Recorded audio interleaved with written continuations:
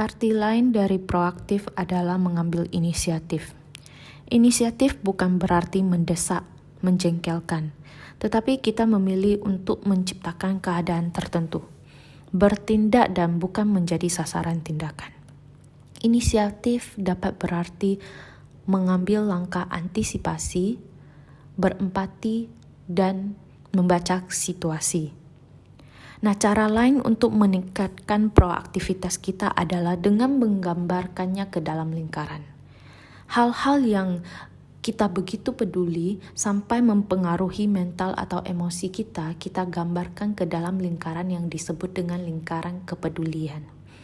Nah, di dalam lingkaran kepedulian tersebut terdapat hal-hal yang dapat kita perbuat atau kita bisa melakukan sesuatu di dalam lingkaran tersebut.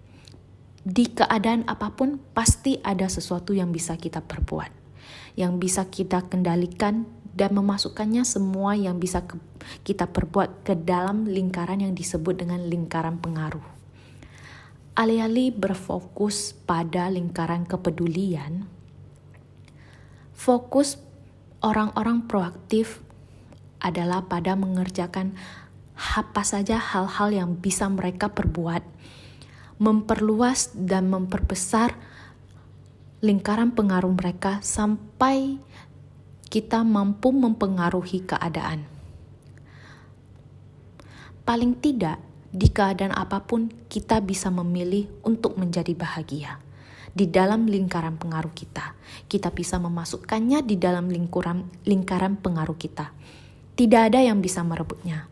Sedikit demi sedikit, lingkaran pengaruh akan bertumbuh sampai tidak ada lagi yang bisa merebut kebebasan kita untuk mengendalikan keadaan.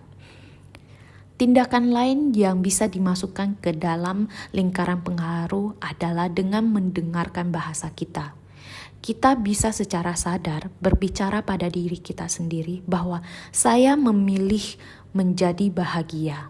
Saya memilih respon yang sesuai. Saya memilih ini, saya memilih itu. Ada begitu banyak cara untuk bekerja dalam lingkaran pengaruh.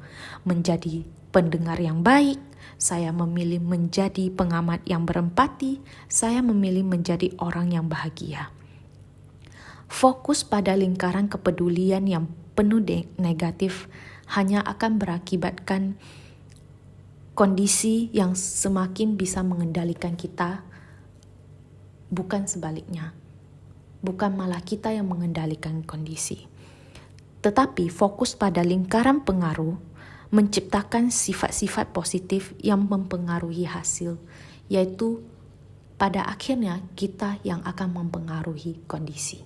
Terakhir, bersabarlah dengan diri sendiri. Pertumbuhan diri itu lembut. Tidak ada hasil yang langsung instan, tetapi dengan langkah yang benar, dengan kebiasaan yang benar, pasti ada hasil yang akan diperoleh di masa yang akan datang. Bersabarlah dan nikmatilah pertumbuhan diri sendiri.